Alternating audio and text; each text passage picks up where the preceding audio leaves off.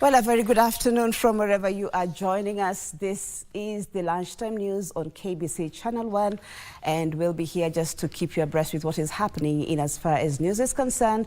Caroline Wangeshi is our sign language interpreter this afternoon, and we'll also be having an interview with Joblin Omari. He is the head of programs, KCB Foundation, just talking about youth unemployment and what the KCB Foundation through the 2G Ajiri program is doing to ensure that the youth actually get the skills that they need, to be able to build their own businesses, and as far as entrepreneurship is concerned. And so if you want to learn more about 2G Ajiri program and youth entrepreneurship, make sure that you stay tuned for that particular discussion. But right about now, let's begin the bulletin, where a section of politicians allied to the Kenya Kwanza Alliance has accused the opposition of using chaos to whip up emotions for political mileage. Led by Mwala Member of Parliament Vincent Kawaya, the leaders allege that DCP leader Rigathi Gachagua is working in cahoots with rogue police officers to cause chaos,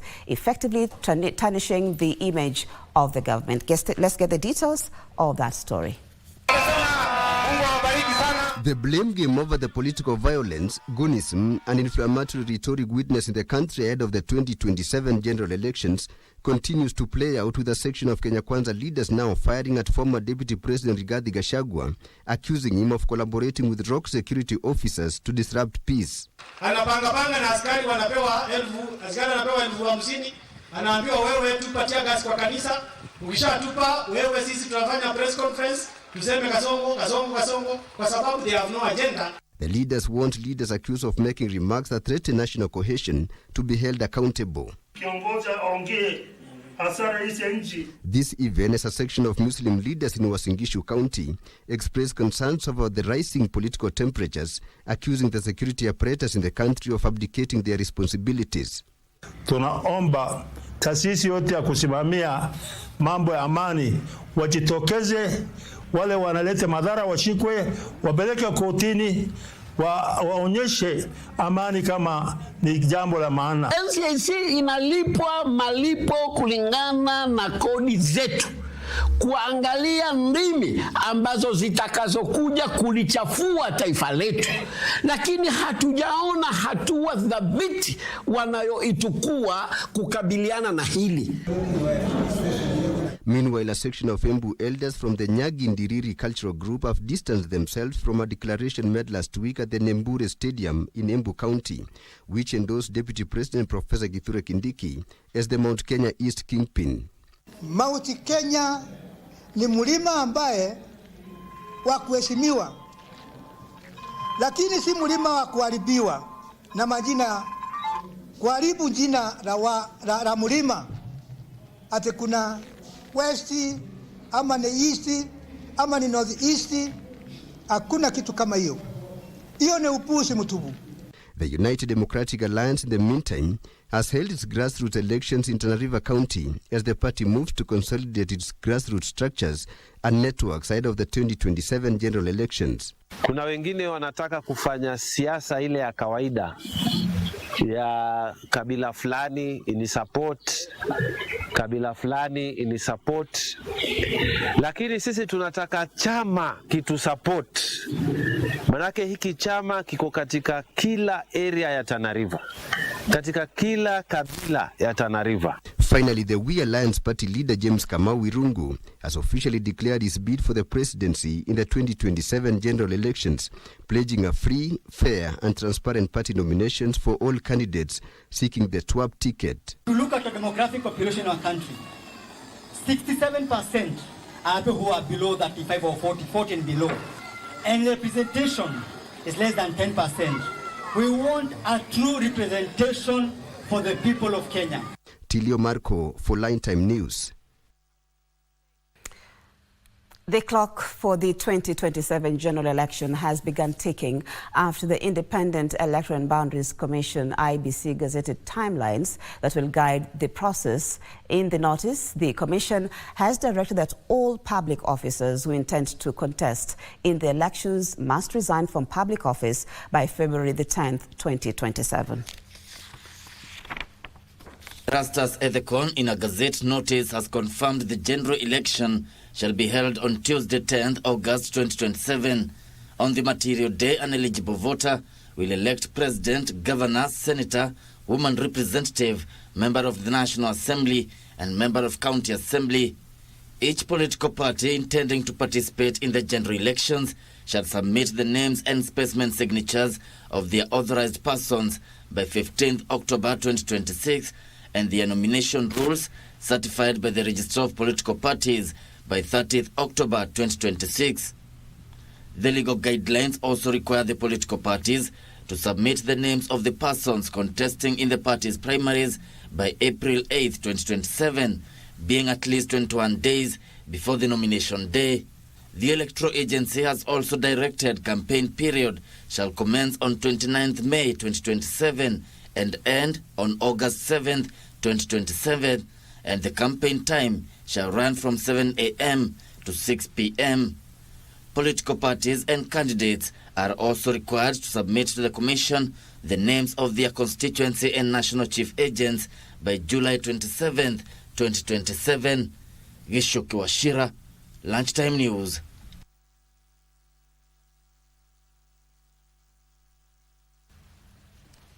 Well, and doctors in Isiolo County have signed a return-to-work agreement with the county government and ending a strike that lasted for 80 days. Addressing journalists in Isiolo town following the resolution of the labor dispute, the Kenya Medical Practitioners, Pharmacists and Dentists Union, Upper Eastern Region Chairperson Dr. Kananu Kubai, noted that the county government of Isiolo had committed to resolve the grievances that made doctors commence industrial action, including promotions, hiring of more doctors, procurement of a medical cover, and remittance of third-party statutory deductions, among others.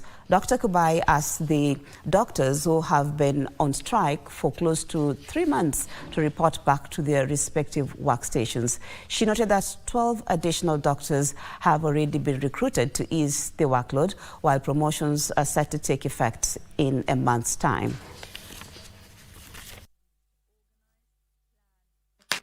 They have committed to address the issues we raised in our strike notice as KMPDU, and these issues range from the issue of promotion to the issue of salary delays, and then we go to the issue of the medical cover, short staffing. We have undertaken to consider and implement the promotions within the next 1 month. These will be effected as we've discussed. We have been using a lot of diplomatic channels to reach out to them through their union, and we are very happy that today we have agreed to agree and go back to serve our community, our society.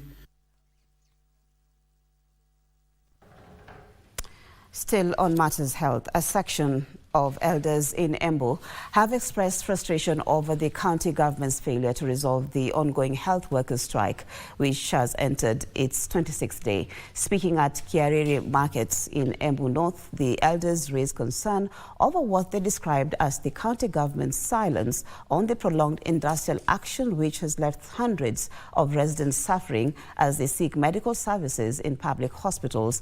The elders have called on the Governor, Cecily Mbarire, to quickly address the demands of health workers to allow for the resumption of services in public health facilities. Madaktari wetu wanazuilia wagonjwa wale wanakufa, na kwa hivyo sasa wamegoma sababu vile walioagana wapewe mishahara yao wanjapata pesa hadi hapa tulipo. Nikipenda kusema neno moja kuhusu gavana wetu.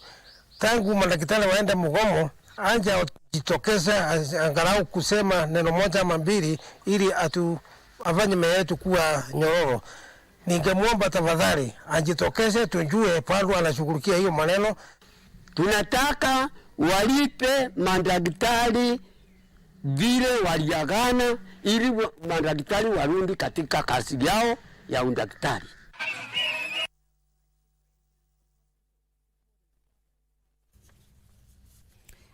The International Leadership University has installed former Makueni Governor Professor Kivutha Kibwana as its third chancellor, taking over at a time when the faith-based organization or institution is positioning itself to be awarded the charter after meeting the necessary standards. The ceremony that happened at the Kitengela campus was graced by Education Cabinet Secretary Julius Ogamba, who appreciated Professor Kivutha's leadership skills while calling on him to steer the university in a world-class learning institution. Kibwana, in accepting the new role, pledged to spearhead education that is geared towards addressing leadership gaps in Africa.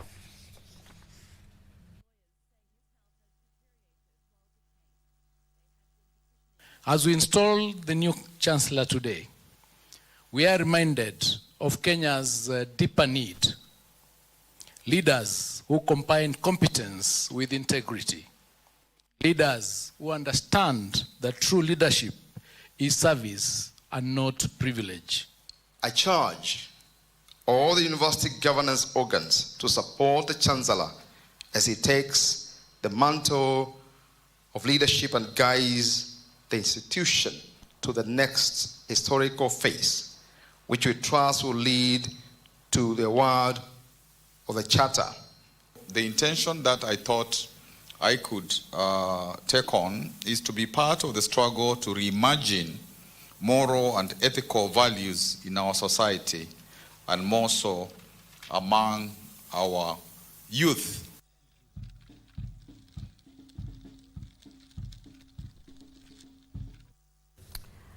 And to matters conservation, as stakeholders in the tourism sector are calling for greater community involvement in wildlife conservation, saying the approach can help curb poaching while improving livelihoods. The call comes as Reteti Samburu East Elephant Reserve reserve that is marks 10 years of community-led conservation. Peter Lenasalia, a manager at the Reteti Samburu East Elephant Reserve, says engaging local communities in conservation creates a win-win situation. Local farmers earn income by supplying milk to the conservancy to feed young elephants, while conservation awareness programs help communities understand the importance of protecting wildlife.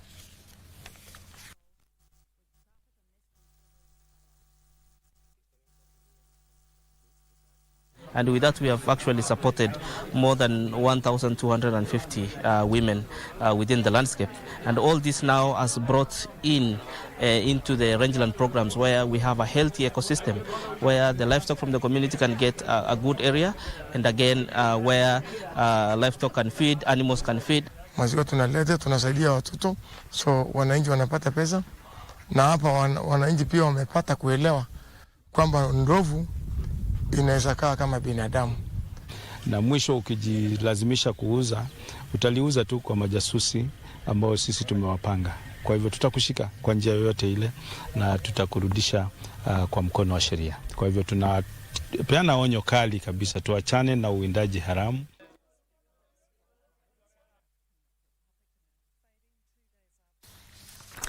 Now, at least 100 widows from Sango and Kusa Beach units in Nyakach, Kisumu County, have benefited from a donation of assorted fishing gear, boats, and fish storage facilities in an economic empowerment initiative by a local community development trust. The initiative is part of a larger scheme by the trust to mitigate the HIV spread among women in the fish business in the area by eliminating the fish for sex culture reportedly rampant along Lake Victoria. The initiative is designed to empower the widows by turning them into boat owners rather than being dependent on the fishermen who exploit their vulnerability for sexual favors. With the help of the community, we identified economic empowerment as one of the issues to mitigate this. So today we are here to hand over a fishing boat and gear as a pilot project. This is not the first boat we are handing over this season. We've had 3 other boats handed over. The first was at Sangorota Beach. Then the other day we did 2, one for Kendu Bay Women Group and another one for Lachodo for the same purpose. And now here we are the Dignity Boat has become a sustainable livelihood. And I'm quite certain that these women are going to meet a lot of their needs, support their households, and also manage to improve their lives from this that has been donated.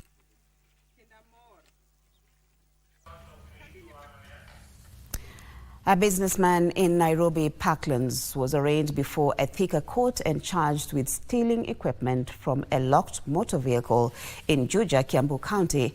Ashisha Shah appeared before Senior Principal Magistrate Maureen Nabibia, where he faced 2 counts relating to the alleged theft and subsequent handling of a DJ mixer. According to the prosecution, on Tuesday, July the 7th, 2026, at 1-4 area in Murera Ward, Juja, Shah gained entry into a locked Volkswagen Touareg and allegedly stole a Pioneer DJ MS-11 mixer valued at 327,000 shillings. The equipment is said to belong to Duncan Kiarie Thuo, popularly known as DJ MacD. He pleaded not guilty to the charges, and the court granted him cash bail of 500,000 shillings. The matter will be mentioned on Friday, September 25th, 2026. The hearing is set to commence on February 2nd, 2027. My car was broken into, that is on 7th July 2026, and my DJM S11 was stolen. Yeah, that is a DJ mixer, which is a very expensive mixer. Whoever stole my mixer, they started advertising online on social media. They were selling S11, and S11, there are very few mixers in Kenya. So when you see such a mix being advertised online, you ask yourself so many questions about who could be selling this mixer. DCIO wa Buruburu anaitwa Mr. Kaimenyi, thank you so much. Ametufanyia kazi ya maana sana sana sana. He made sure jamaa amelala ndani, not one day, about 4 days. Na alikuwa anafanya investigations. Tukatoka hapo, tukaenda kwake. Na sijui alifanya huyu jamaa nini, Ashish. Huyu mwizi sijui alimfanyia nini. Akasema mpaka akona go down, Ruaka. Tukaenda mpaka Ruaka, tukaona go down ni 2.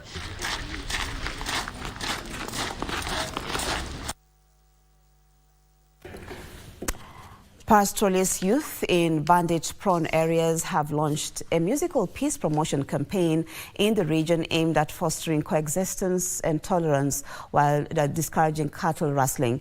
The peace concert held on the Laikipia-Isiolo county's common border, believed to be a route widely used by bandits to drive stolen cattle, brought together Morans who, through cultural songs and dance, rallied fellow youth to embrace peace and cohesion. Participants who were also drawn from Meru and Samburu counties hailed the event as a platform to complement broader government efforts to foster peace across the vast rangelands.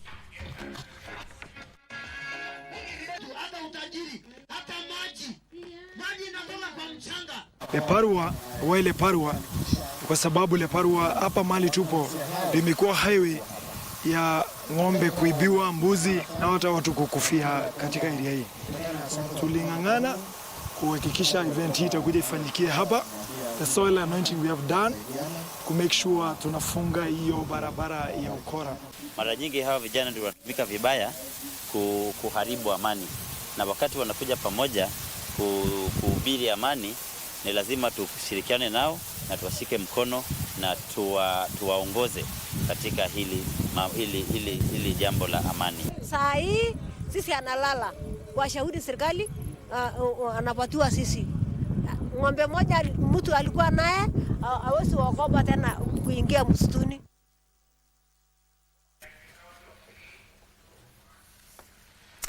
Residents of Kabari Ward, Gishugu constituency, Kirinyaga County, have welcomed the resumption of the construction works on the Riakithiga-Ngogo-Kiang'ombe Road. The road project was launched more than 2 years ago, but later stalled after the contractor withdrew machinery from the site. Farmers, particularly coffee and dairy producers, say the improved road will ease transportation of farm produce and reduce post-harvest losses. They have called on the national government to release the necessary resources to ensure the project is completed within the stipulated timelines. Ingine tumekuwa na mashida kubwa kutokea imekuwa ni shida, kwenda kupeleka kahawa kwa factory imekuwa ni baraa. Kitambo ufikishe kahawa una take time, lakini kwa saa hii tukiekewa rami tutakuwa tunafika kwa wakati unaofaa. Hii barabara itakuwa usaidizi kubwa kwetu, kwa maana tutakuwa sasa tukitokea kwa urahisi mazao yetu ambayo tunalima hapa, kahawa na madisi, tukienda kwa soko sasa kutakuwa na urahisi wa kupeleka mazao yetu kwa soko.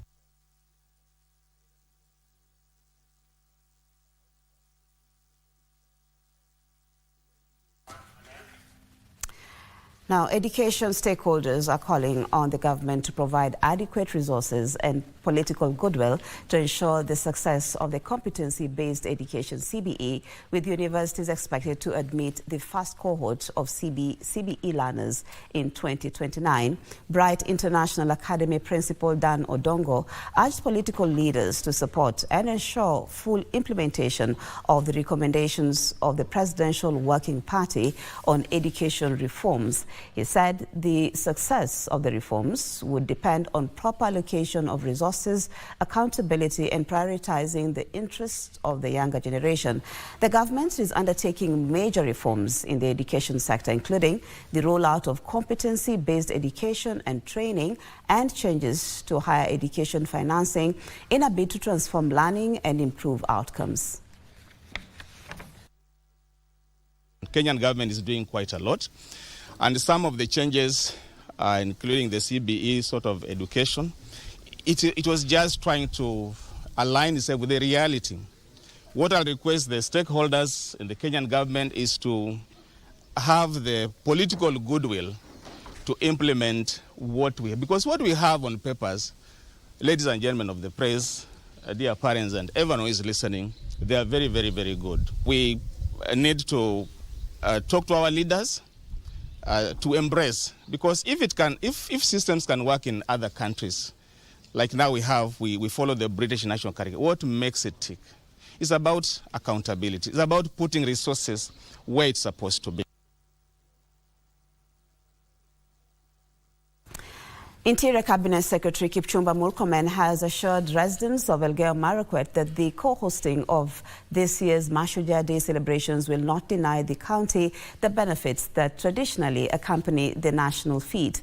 The county will co-host the celebrations alongside Nandi and Uasin counties. Speaking during an inspection tour of the Kamarin, that is, stadium in Keyo North Sub-County, Murkomen said the three counties would each benefit from projects and activities lined up ahead of Mashujaa Day. The CS said construction of Kamarin Stadium, which will host sporting activities ahead of the celebrations, is more than halfway complete. Road, water and energy projects are also underway across the three counties as part of preparations for the event. Uasin and Nandi would like to be involved and feel that there is a program that is going on. There is a Mashujaa. So we will have many activities. There will be cultural activities, the competition for music, as we get the best team that is going to represent us in the Mashujaa Day itself.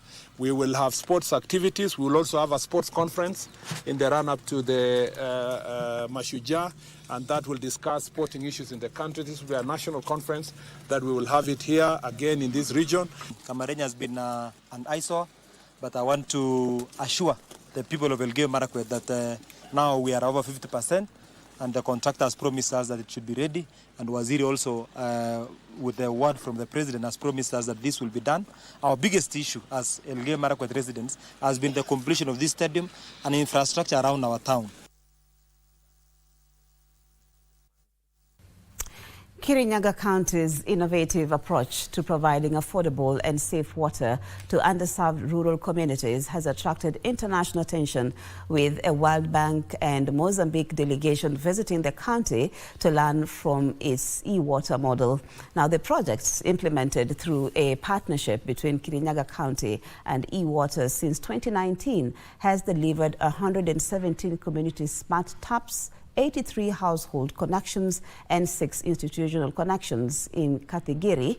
The network currently serves about 17,000 people across 7 villages, with residents paying 5 shillings for a 20-litre jerrycan of treated water. The delegation says it is particularly interested in the use of technology, community participation, and affordable tariffs in improving access to clean water. Always talk in the World Bank about how good Kenya is at distributing water in the rural areas, and that the systems are different and innovative, and most importantly they are affordable to everyone. Kuna kanali iko hapa hivi inakuanga hapo. So kutoka hii water imekuja, tumehama hata kanara. Kanara inakuanga na maji chafu kabisa. Tunatumia hii water, ni mzuri sana kufua, kupika chakula, kila kitu, yani hii water ni mzuri sana. Tumeweka milioni 100 ili tufikishe maji upande zote za Mwea. Na nashukuru sana wabunge wa Mwea kwa ile kazi ambayo wanafanya na sisi. Tumeshirikiana mwaka huu tutoe hiyo milioni 100, maji fike mahali itafika. Let's cross over now to Migori County, where residents of Nyatike sub-county in Migori County are calling on the county government to put in place early measures to mitigate flooding as the region braces for increased rainfall in the coming months. They're speaking during a forum at Kimai village in Makalda, Kanyarwanda ward. The residents noted that Nyatike has suffered the devastating effects of floods year after year, with homes, property and livelihoods destroyed. The residents want the Department of Environment and Disaster Management to ensure that the 44.2 million shillings allocated in the 2026-27 financial year for emergency preparedness and response is prudently utilized to protect communities vulnerable to natural calamities. Wakati huu hatutaki kuona mambo ya eti mvua imeonyesha kupita kiasi na watu wetu wanapata madhara. Sana sana hii eneo tumekuja, watu wanafanya ukulima. We have the channels that brings the main source of the water to the lake or to the main rivers like Kuja and Migori. When these channels are put in place and the correct channels are followed to ensure that the floods doesn't interfere with the residents of this place, the floods itself can be mitigated.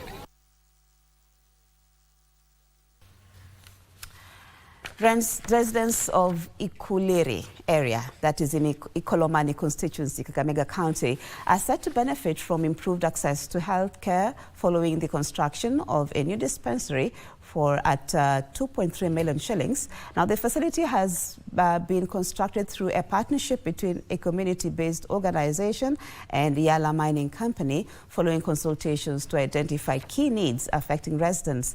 The new dispensary is among several community initiatives undertaken through the partnership, which also includes supporting the education of local students and creating employment opportunities for residents.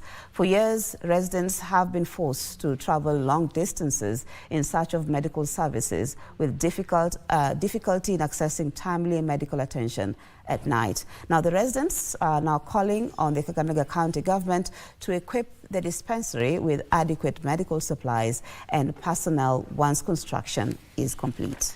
We agreed that we will build a dispensary for them that cost 2.3 million. And another thing that we've done to the community, according to the agreement that we laid down, we are educating students from this community. Wale wamama ambao wana ujauzito kwenda clinic saa ingine inakuanga changamoto. Vile mnaelewa hali ya maisha saa hii, kupata transport upe mama ndio aende Iguhu, umtuma aende Imalaba. Sasa kazi ama tumepata faida kwa sababu tumepata hospitali karibu na sisi. And that's where we take our first commercial break. I'll be back with much more, including that particular interview that I'd already alluded to, issues to do with youth unemployment and how it is being addressed.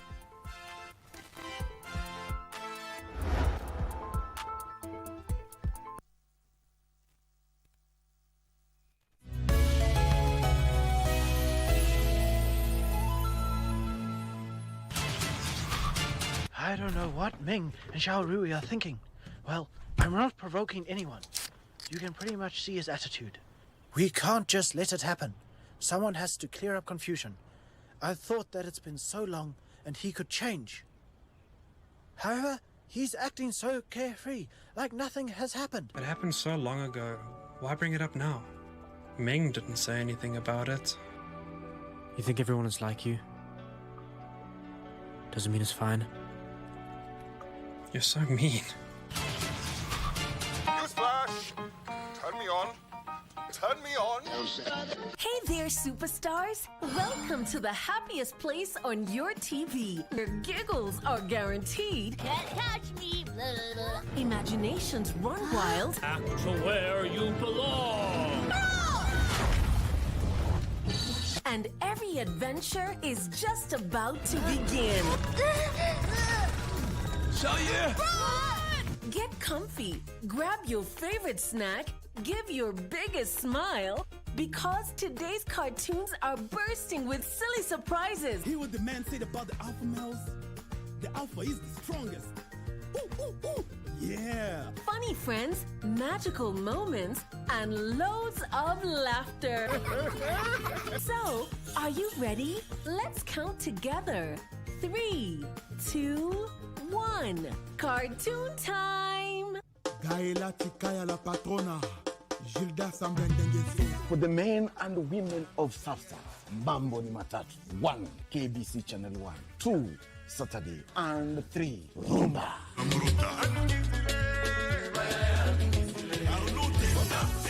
Vile tu amesema rumba, nimeingia ndani ya nyumba, ndani ya kipindi, nikupatie miziki ya rumba, miziki tamu sana. Every Saturday from 10 p.m. to midnight, join me, Simeon Mfumu Kimbangu, the Rumba Supreme Leader, alongside DJ Mato Sibor mwenyewe. Rumba ya PDG ndani ya Bridge over Congo, KBC Channel 1, Toleka.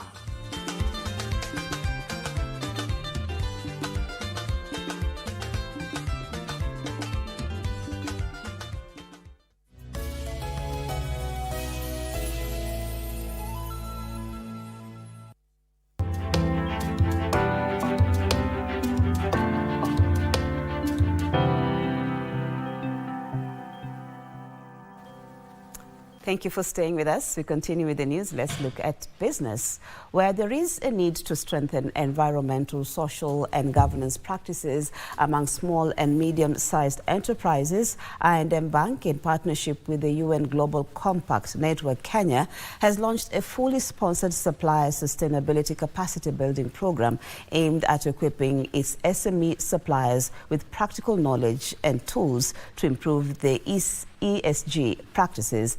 The initiative seeks to help SMEs understand and integrate responsible business practices into their operations while preparing them to meet evolving requirements from corporate clients and markets. The bank says strengthening sustainability capacity among its suppliers will contribute to more responsible and resilient supply chains, while the UN Global Compact Network Kenya is supporting the program to promote sustainable business practices among Kenyan enterprises. Some of us don't know the ESG that we are actually doing. And you might find that we are part and parcel of what the requirements are, but we have no idea. So I think that's one of the biggest, let me say, gaps.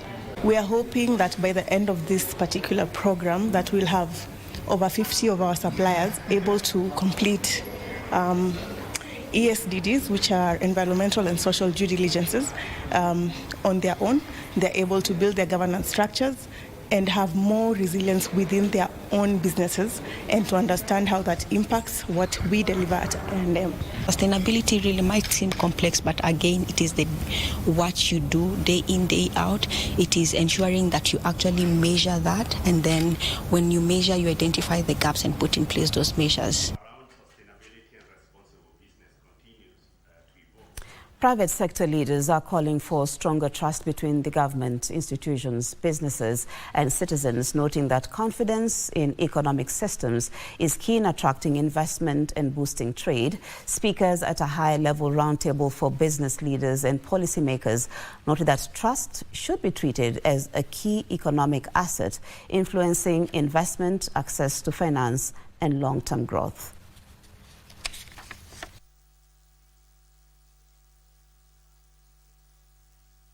The different research which has been coming out and different experiences between governments indicate a huge and growing deficit of trust, especially between citizens and governments. And within the multilateral framework, the international cooperation, there's so many shifts happening within industry and consumer protection issues and that sort of thing. So we're convening as a way of looking at this issue of trust as a currency and as a way of strengthening the social contract between citizens and governments, but also considering, in this context, I think considering the issue of trust as an economic asset. Public-private dialogue, institutional trust and market confidence are central to this agenda.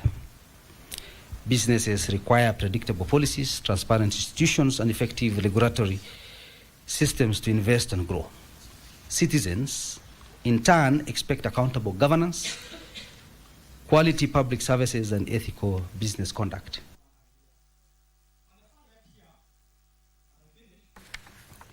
Kenya's fledgling tourism and hospitality industry is battling a silent crisis, high employee turnover.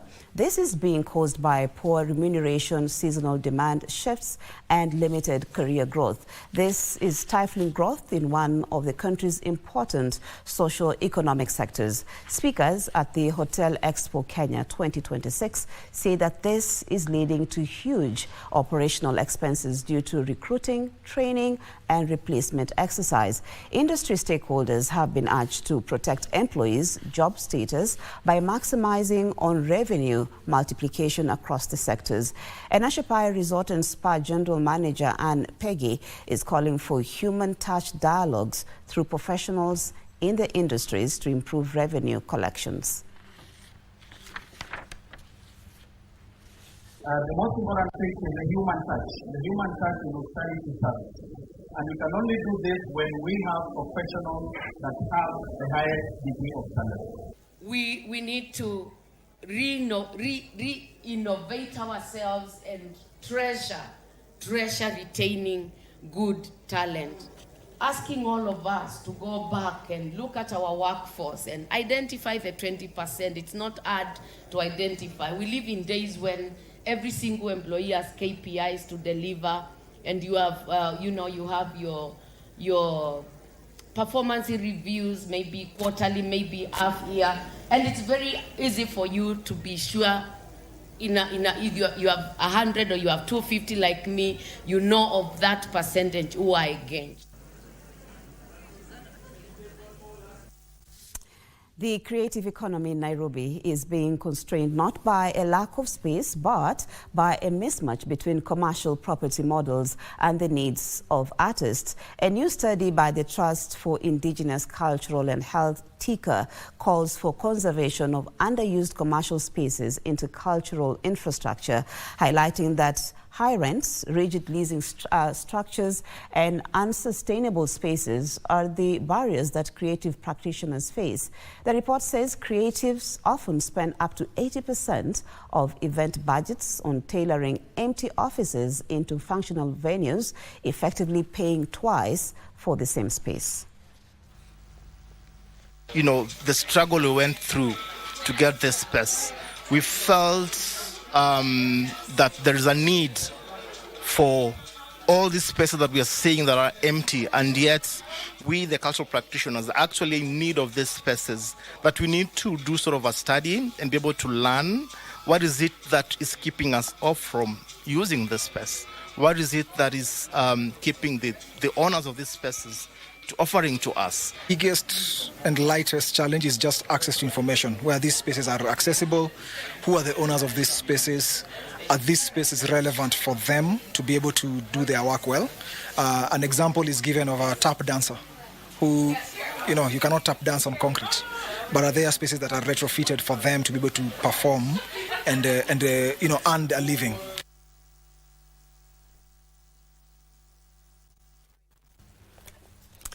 Kenya is stepping up efforts to harness artificial intelligence, Internet of Things, and connected mobility technologies to improve road safety, fleet management, and transport efficiency. The government says telematics will be critical in building a safer, more productive, and resilient transport sector as vehicles increasingly become connected devices generating real-time data. Speaking at the second Teltonika Telematics Summit, Kenya 2026, Director of Software Development and Digital Services at the State Department for ICT and Digital Economy, Ivan Gishuki, noted that the government is putting in place the digital infrastructure and standards needed to support the sector. He noted that telematics can help fleet operators detect unsafe driving, predict vehicle maintenance needs, reduce fuel losses, and improve logistics, calling for greater focus on data protection and cybersecurity, noting that connected vehicles generate sensitive information on locations, journeys, and driver behavior. An important enabler of Kenya mobility transition. Connected systems can support battery health monitoring, energy use, analytics, and charging optimization, vehicle safety and fleet performance. Telematic controls the driver excesses because you are able to monitor in real time the driver behavior. The driver cannot drink, the driver cannot speed, the driver cannot delay along the road. So if you look at the school buses, it will come in handy because the telematics is able to see the real situation. And you see it is the same to NTSA. What we are trying to do now with our partners is push them to start, or not even push them, we start identifying these opportunities. Us and them start implementing solutions that are geared for those industries, and by and large you see people are starting to open their eyes to the fact that telematics is not a cost to their business, is actually a value add. The main thing that right now like global market is shifting from is having the solution that is reliable, that you can rely on, because security is something that you want to trust and you always can be confident that it works and it provides the information, the updates whenever you need it.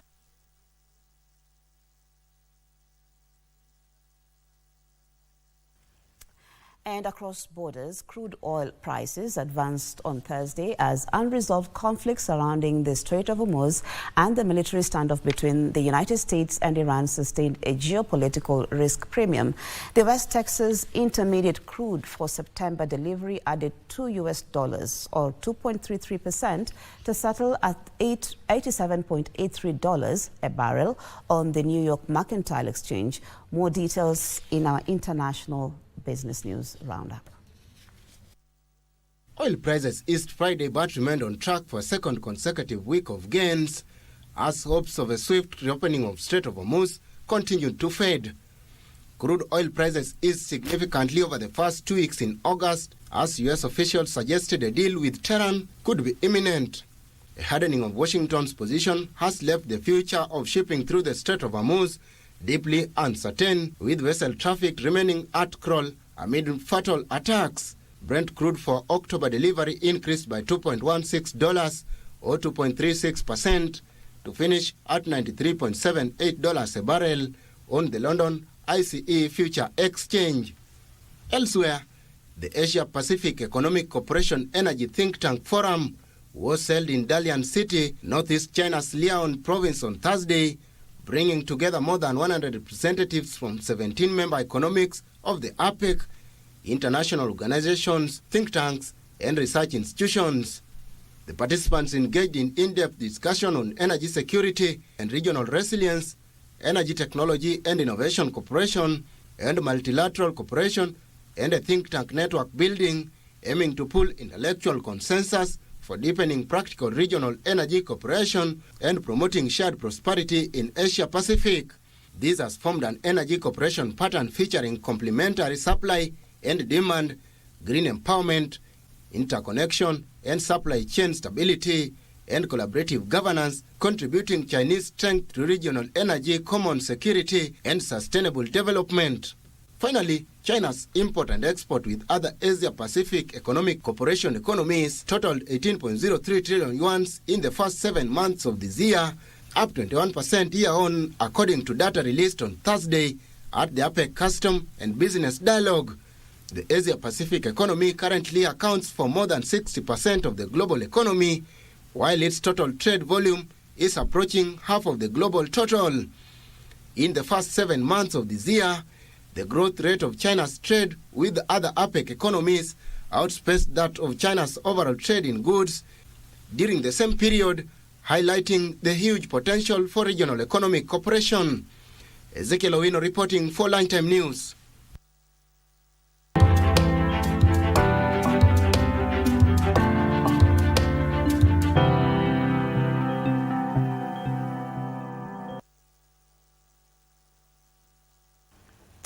Well, and thank you for staying with us. We now want to delve into that particular discussion I alluded to earlier, where we'll be talking about youth unemployment. And joining me in studio right now is Joblin Omari. He's the head of programs at the KCB Foundation. Thank you so much, Joblin, for joining us. Thank you so much, Miriam, for having me.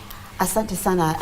Without wanting to go into so many, in terms of statistics and all that, we can talk about youth unemployment, which is really huge in the country. But let's delve directly into what this KCB Foundation through the Tujiajiri program is doing to address youth unemployment, which we all know is a very big problem in the country. But first and foremost, just give us a glimpse of what the Tujiajiri program is all about. So the Tujiajiri program is mainly about how do we address the issue of unemployment among our youth, more specifically the out-of-school youth. So we have quite a number of young people who drop out of school, maybe at primary level, secondary level, or those who do not proceed to tertiary education, mainly colleges or universities. So the focus is on those young people. How do they have joined the job market? So we focus on building their skills, depending on their level, linking them to job opportunities, supporting them to start and grow their businesses, and foremost, how do they, if they are running businesses, how do they access the markets? How are they able to grow through linking them to access to finance through the KCB Bank? So that is generally what Tujiajiri is all about.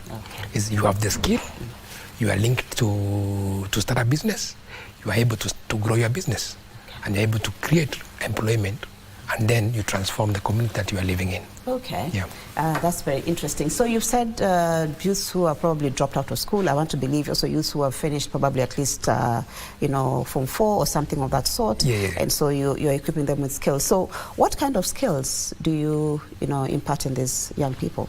So we have skills at 2 levels.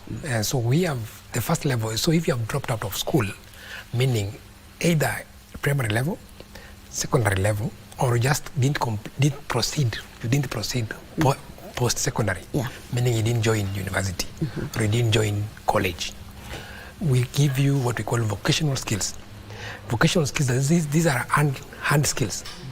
So we're talking about if you can do plumbing, for example, if you can do tailoring, for example, if you can do something like welding, for example, if you can be an automotive engineer. Okay, so those are the kind of skills that we are looking at.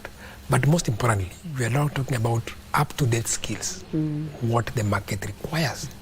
So we are no longer just focusing on traditional skills like carpentry, but then that thing has changed all of a sudden. So we have new ways of doing carpentry.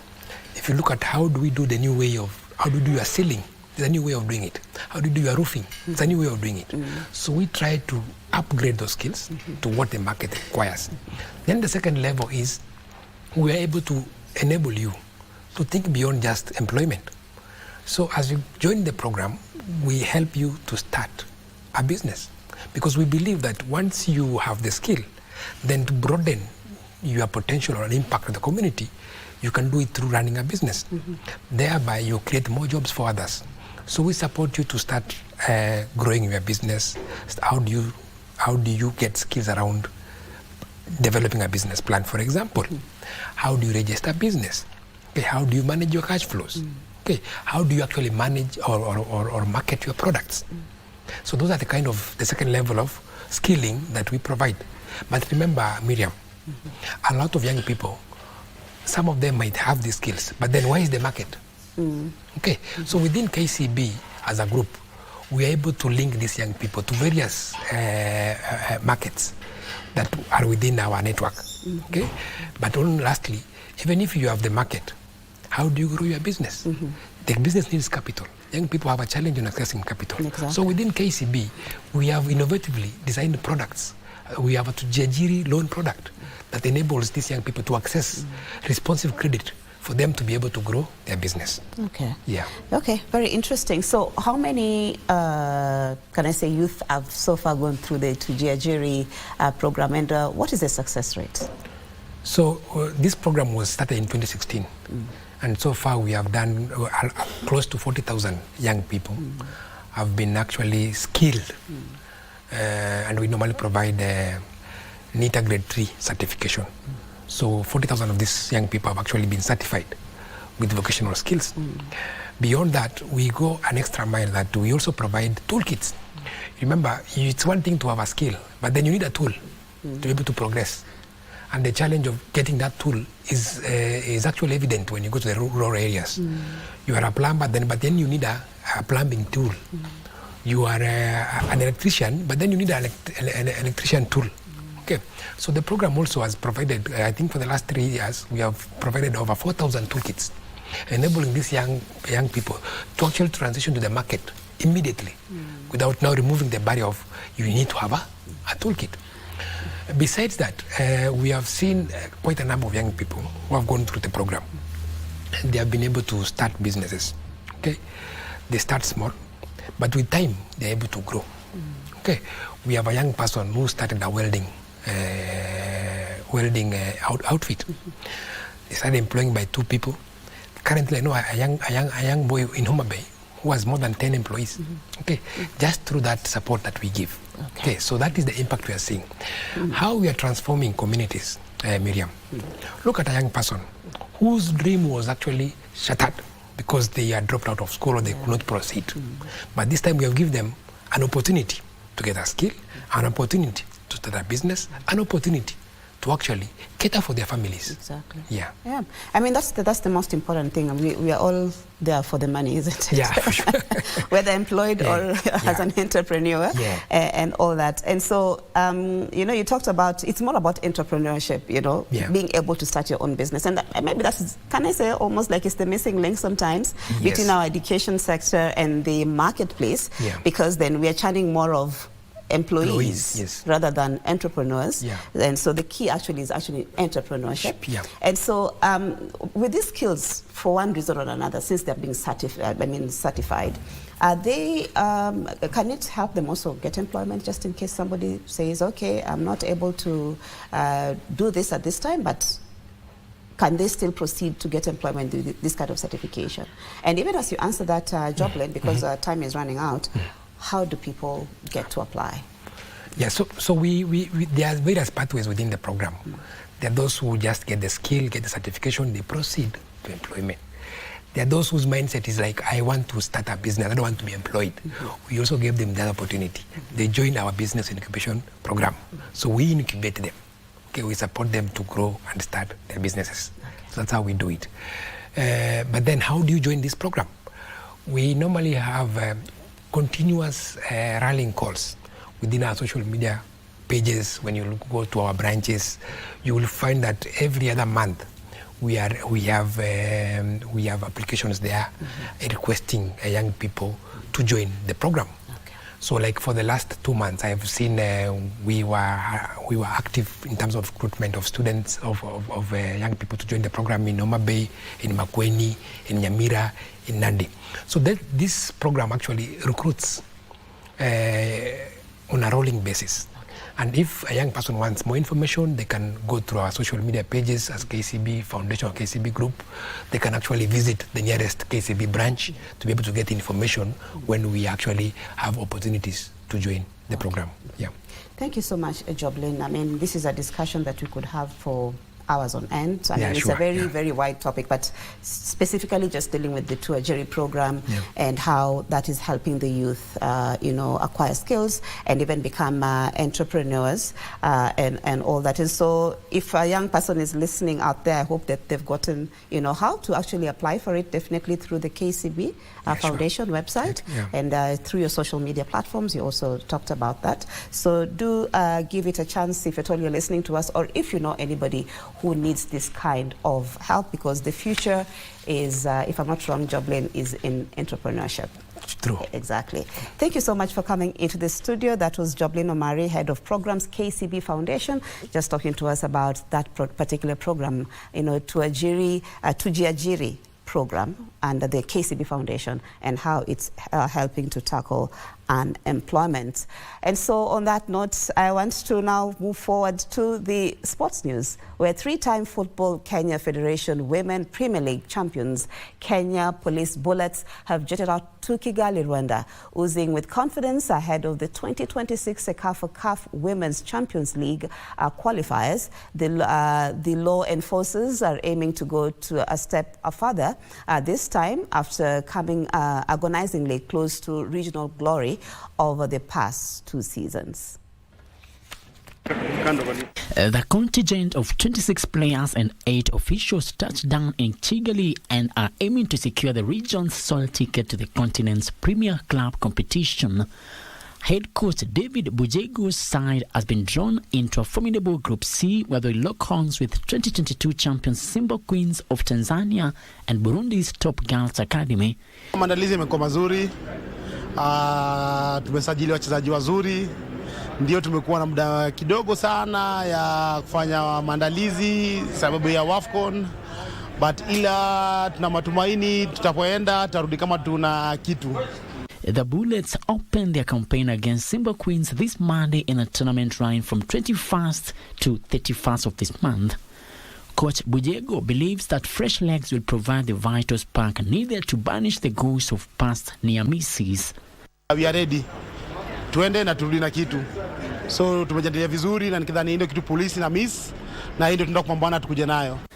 The team fell 1-0 to host Commercial Bank of Ethiopia CBE in the 2024 final before suffering a heartbreaking semi-final exit on home soil against eventual champions JKT in Nairobi last year. Frederick Mwoki for Lunchtime News.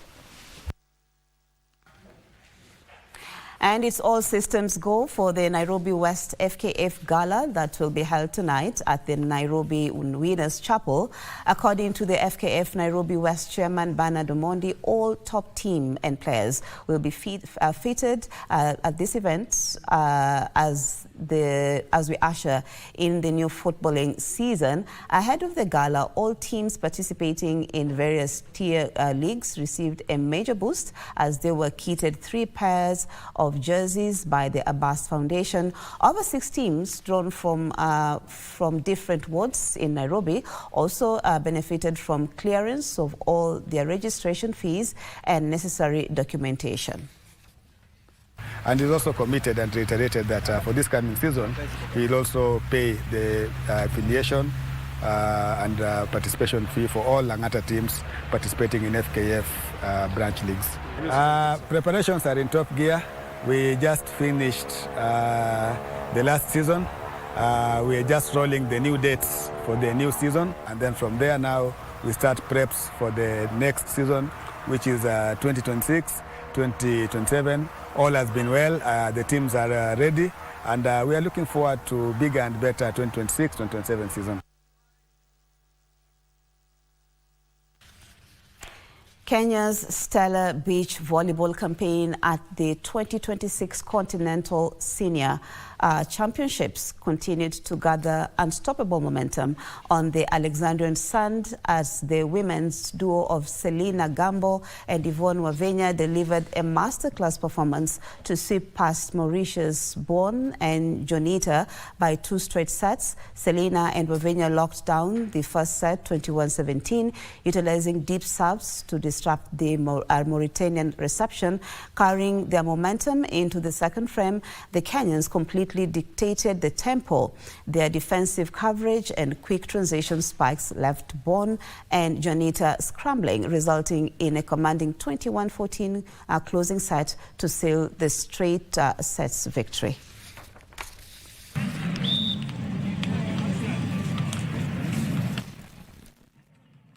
Where we put a cap on the lunchtime news. Thank you so much for staying with us. My name is Maria, and of course, Ann Wangeshi was our sign language interpreter this afternoon. Hope to see you again later in the evening.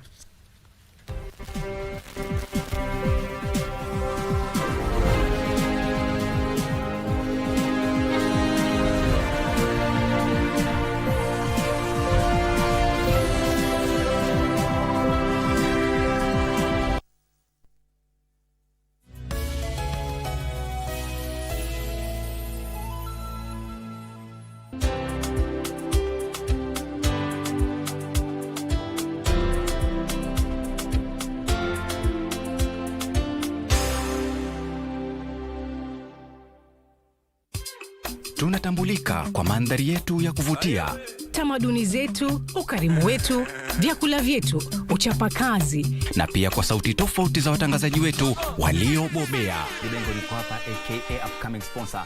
Bila shaka hapa ni kama Pedeshe, Deep State, vile vile Cartels. Tunaenzi talanta za pwani, tunakuza talanta za hapa kwetu nyumbani. Tell a friend to tell a friend. Tuko mjengoni kama kawa na wanangu wengine wawili. Usikose kutegea 103.1 Pwani FM, station ambayo itakupa fursa ya kupata uhondo kamili wa pwani na kuleta Wakenya pamoja. Pwani FM, tafrija ya kipwani.